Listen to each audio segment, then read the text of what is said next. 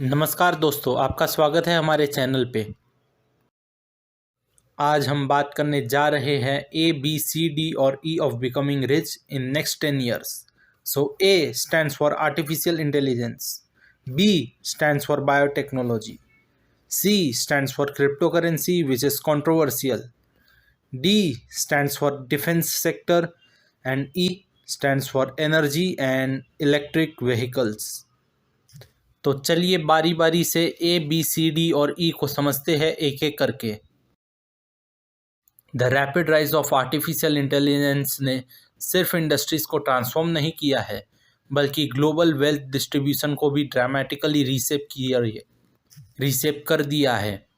जब से open AI का चैट जीपीटी नवंबर 2022 में लॉन्च हुआ है, तब से एआई रेवोल्यूशन अनप्रेसिडेंटेड स्पीड से आगे बढ़ रहा है और टेक्नोलॉजी लीडर्स और उनकी कंपनीज के लिए एनॉर्मस प्रॉफिट जनरेट कर रहा है। लेडीज एंड जेंटलमैन, ALTindex.com का डाटा के मुताबिक दुनिया के 8 रिचेस्ट एआई बिलियनियर्स ने सिर्फ साल में मिलकर 390 बिलियन अपनी वेल्थ में ऐड किए। इस सर्च को लीड करते हैं मार्क जुकरबर्ग, जिनकी वर्थ में $112 बिलियन से भी ज़्यादा का इंक्रीज हुआ। ये growth AI driven advertising system और मेटावर्स इन्वेस्टमेंट के थ्रू आई, जो मेटा प्लेटफॉर्म्स के अंडर डेवलप हो रहे हैं। उनके बाद जेफ बेजोस का नाम आता है, जिन्होंने $80 बिलियन का इंक्रीज देखा, largely due to AI innovations within Amazon Web Services. वही जेनसेन हुएंग ने लगभग $56 बिलियन ऐड किए, क्योंकि एनवीडिया के एआई चिप्स डाटा सेंटर्स और ऑटोनोमस टेक्नोलॉजीज के लिए बैकबोन बन चुका है। इस लिस्ट में Sergey Brin, Larry Page, Larry Ellison और बिल गेट्स जैसे टेक जायंट्स भी शामिल हैं, जिन्होंने सिग्निफिकेंट फाइनेंशियल गेन्स देखे हैं। लेकिन जहां एक तरफ वेल्थ क्रिएशन हो रही है, वहीं दूसरी तरफ कंसर्न्स भी बढ़े हैं। कई सर्वेस दिखाते हैं कि लोगों का डर एआई इनकम इनइक्वालिटी को और बढ़ा सकता है और जॉब्स को डिस्प्लेस कर सकता है, specially lower income groups, less educated workers के लिए। एक्सपर्ट्स का मानना है कि अगला डिकेड क्रिटिकल होगा अगर गवर्नमेंट्स ने अपने fair competition policies, taxation, interoperability standards और पब्लिक इन्वेस्टमेंट जैसे स्मार्ट इंटरवेंशन नहीं किए। टू एआई पावर और वेल्थ को कुछ कॉरपोरेशंस और नेशन तक लिमिटेड कर सकता है।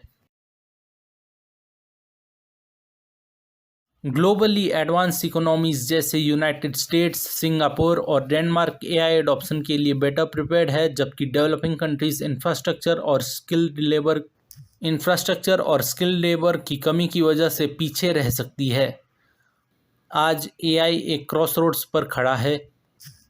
अनप्रेसिडेंटेड प्रोडक्टिविटी और इनोवेशन ला सकता है, लेकिन इसका फाइनल इम्पैक्ट इस बात पर डिपेंड करेगा कि आज का लीडरशिप और पॉलिसी डिसीजन किस डायरेक्शन में जाते हैं। तो चलिए नेक्स्ट हम बात करते हैं बायोटेक्नोलॉजी के बारे में। लेडीज़ एंड जेंटलमैन, बायोटेक्नोलॉजी सिर्फ एक साइंटिफिक फील्ड नहीं है, बल्कि एक पावरफुल इंडस्ट्री है जो ह्यूमन लाइफ, एग्रीकल्चर और एनवायरनमेंट को ट्रांसफॉर्म कर रही है। सिंपल शब्दों में बायोटेक्नोलॉजी का मतलब है लिविंग ऑर्गेनिज्म, सेल्स या बायोलॉजिकल सिस्टम का यूज़ करके यूज़फुल प्रोडक्ट्स और टेक्नोलॉजीज़ को डेवलप करना, चाहे वो मेडिसिन हो, क्रॉप्स हो या हो इको फ्रेंडली इंडस्ट्रियल सॉल्यूशन। आज बायोटेक इंडस्ट्री एक स्ट्रक्चर्ड वैल्यू चेन पर काम करती है। लैब डिस्कवरी से लेकर मार्केट तक जर्नी शुरू होती है रिसर्च और प्री क्लिनिकल टेस्टिंग से, जहां साइंटिस्ट प्रॉमिसिंग मॉलिक्यूल्स या जीन्स आइडेंटिफाई करते हैं। उसके बाद क्लिनिकल ट्रायल्स के 3 फेजेस होते हैं, फेज़ 1, फेज़ 2 और फेज़ 3, जहां सेफ्टी और इफेक्टिवनेस टेस्ट की जाती है। सिर्फ 12% ड्रग्स ही कैंडिडेट्स की अप्रूवल तक पहुंच पाते हैं, जो दिखाता है ये industry high risk high reward model पर चलती है। फाइनल अप्रूवल रेगुलेटरी बॉडीज़ जैसे US food and drug administration and European medical agencies देते हैं।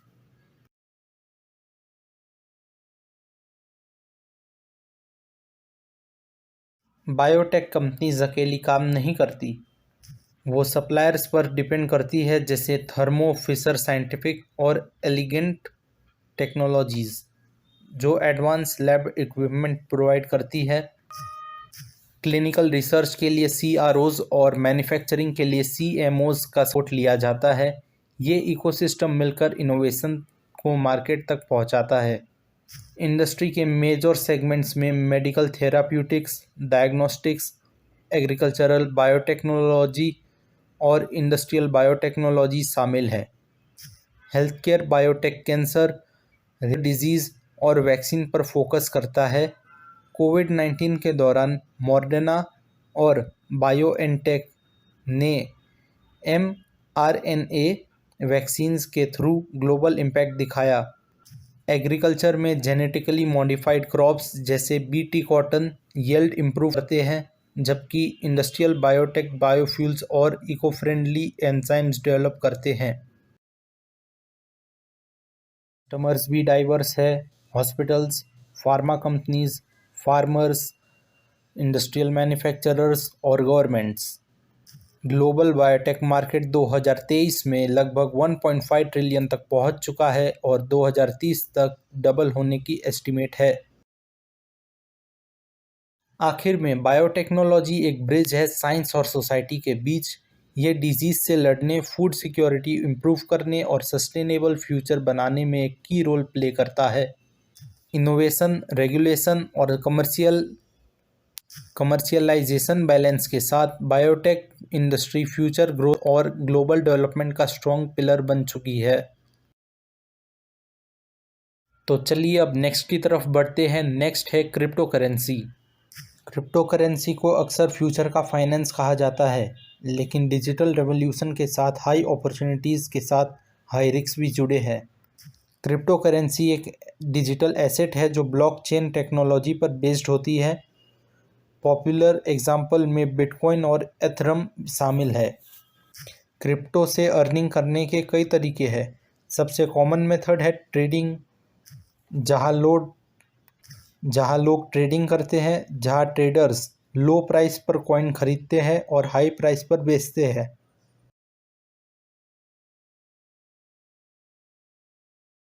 ये शॉर्ट टर्म ट्रेडिंग हो सकता है, जैसे ट्रेडिंग या स्विंग ट्रेडिंग, या लॉन्ग टर्म होल्डिंग जैसे होल्डिंग कहा जा सकता है। अगर किसी ने मार्केट डिप में बिटकॉइन खरीदा और रैली के दौरान बेच दिया तो वो प्रॉफिट कमा सकता है। लेकिन क्रिप्टो मार्केट एक्सट्रीमली वॉलेटाइल है।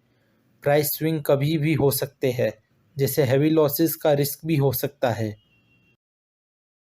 लॉन्ग टर्म इन्वेस्टिंग भी एक स्ट्रेटजी है, जहां इन्वेस्टर स्ट्रॉन्ग प्रोजेक्ट्स को रिसर्च करके सालों तक होल्ड करते हैं। एथरम ने स्मार्ट कॉन्ट्रैक्ट्स और डिसेंट्रलाइज्ड एप्लीकेशन की वजह से अपनी लॉन्ग टर्म वैल्यू इंक्रीज की। स्टेकिंग एक और पैसिव इनकम ऑप्शन है, जहां यूजर्स अपने कॉइन्स नेटवर्क में लॉक करके रिवॉर्ड्स अर्न करते हैं। माइनिंग भी एक मेथड है, जहां लेकिन आज के टाइम में एक्सपेंसिव हार्डवेयर और इलेक्ट्रिसिटी कॉस्ट की वजह से इंडिविजुअल्स के लिए चैलेंजिंग हो चुका है। लेकिन जितनी अपॉर्चुनिटीज़ है उतनी ही डेंजर्स भी। 2022 में FTX के कोलैप्स ने दिखाया रेगुलेशन और ट्रांसपेरेंसी की कमी कितनी रिस्की हो सकती है। क्रिप्टो एक्सचेंजेस ट्रेडिशनल बैंक की तरह इंश्योर्ड नहीं होते।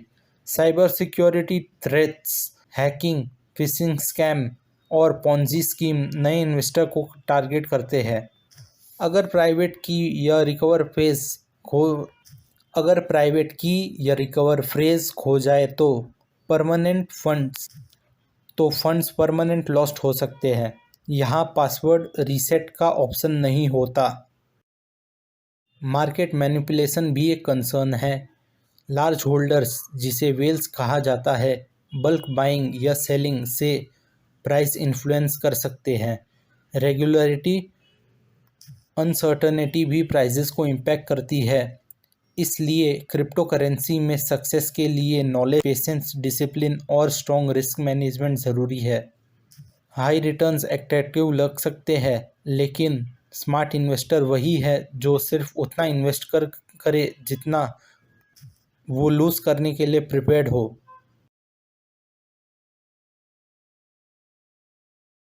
दोस्तों, नेक्स्ट है डिफेंस सेक्टर। इंडिया की डिफेंस जर्नी एक नए दौर में एंटर कर चुकी है।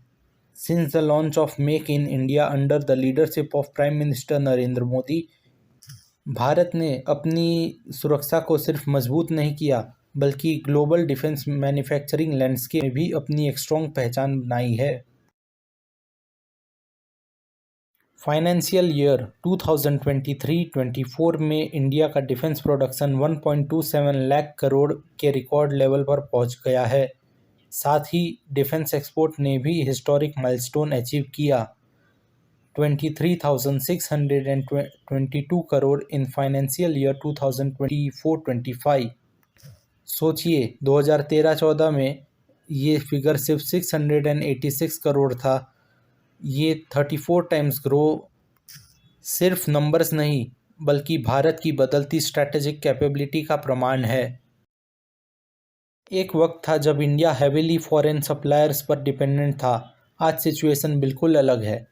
इंडिजीनियस प्लेटफॉर्म जैसे LCA Tejas fighter aircraft, Dhanush, ATA GS artillery gun system, MBT Arjun tank, Akash missile system, advance light helicopter और naval assets including destroyers, submarines, aircraft carriers सब देश के अंदर डिज़ाइन और मैन्युफैक्चर हो रहे हैं। ये सिर्फ मिलिट्री स्ट्रेंथ नहीं, टेक्नोलॉजिकल कॉन्फिडेंस का सिंबल है। बजट एलोकेशंस भी इस ट्रांसफॉर्मेशन को रिफ्लेक्ट करते हैं। डिफेंस बजट जो FY16 में लगभग 2.5 लाख करोड़ का था, वो FY27 के बजट एस्टिमेट्स में बढ़कर 7.85 लाख करोड़ तक पहुंच गया है। Post Covid period, specially after Galwan valley clash in 2020, Bharat ने डिफेंस मॉडर्नाइजेशन को और एग्रेसिवली परस्यू किया। कैपिटल एक्सपेंडिचर में सिग्निफिकेंट जंप देखा गया, जिससे प्रोक्योरमेंट कॉन्ट्रैक्ट्स और इंफ्रास्ट्रक्चर डेवलपमेंट में तेजी आई। Former foreign secretary Kanwal Sibal ने सही कहा है कि इंडिया के सीरियस सिक्योरिटी चैलेंजेस को देखते हुए डिफेंस स्पेंडिंग में ग्रोथ एक स्ट्रैटेजिक नेसेसिटी है। आज भारत सिर्फ अपनी सुरक्षा के लिए खुद पर निर्भर नहीं हो रहा, बल्कि एक डिपेंडेबल डिफेंस एक्सपोर्टर के रूप में उभर रहा है। आत्मनिर्भर भारत अब सिर्फ एक स्लोगन नहीं, बल्कि स्ट्रैटेजिक रियलिटी है। ये सफ़र दिखाता है कि जब पॉलिसी विज़न, पॉलिटिकल विल और इंडस्ट्रियल कैपेबिलिटी के साथ आते हैं, तो राष्ट्र की शक्ति एक नए शिखर को छू लेती है। नेक्स्ट है एनर्जी एंड इलेक्ट्रिक व्हीकल्स।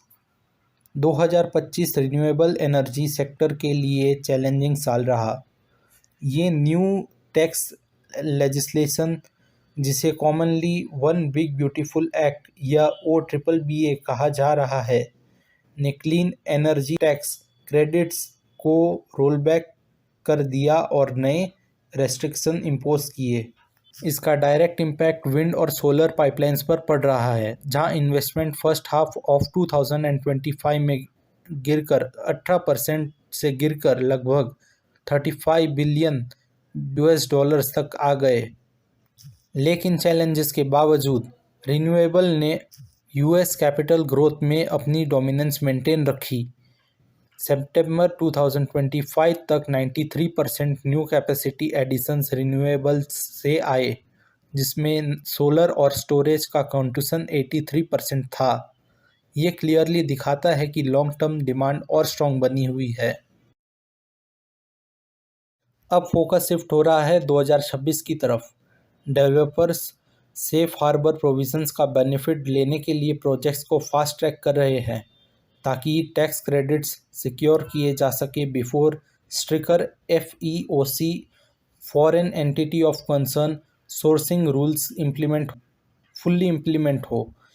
ये रूल्स चाइना, रसिया, ईरान और नॉर्थ कोरिया से लिंक्ड एंटिटीज़ पर रिस्ट्रिक्शन लगाते हैं, जिससे सप्लाई चेन प्रेशर बढ़ रहा है। पॉलिसी शिफ्ट के चलते टाइमलाइंस कंप्रेस हो गई है और प्रोजेक्ट्स इकोनॉमिक्स सेफ हो रही है।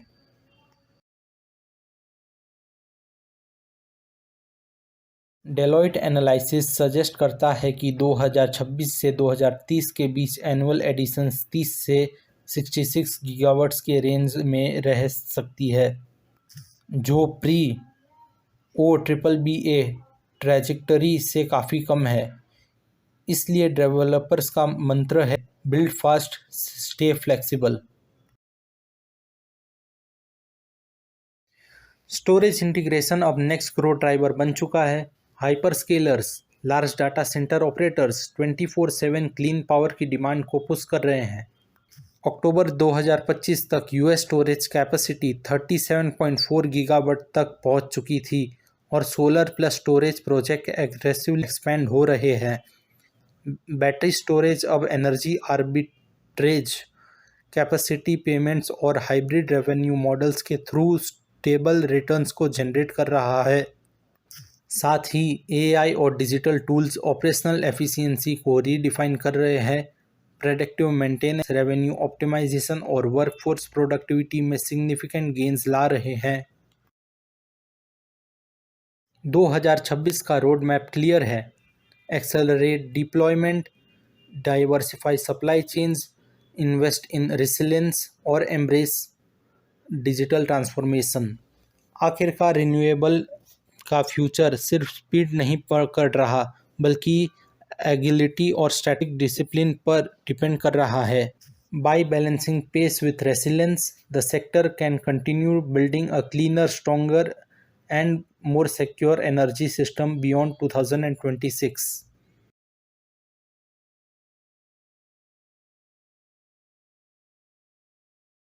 तो बस आज के लिए इतना ही। अगर आपको हमारा वीडियो पसंद आया तो इसे लाइक करें, शेयर करें और सब्सक्राइब करें हमारे चैनल को। धन्यवाद।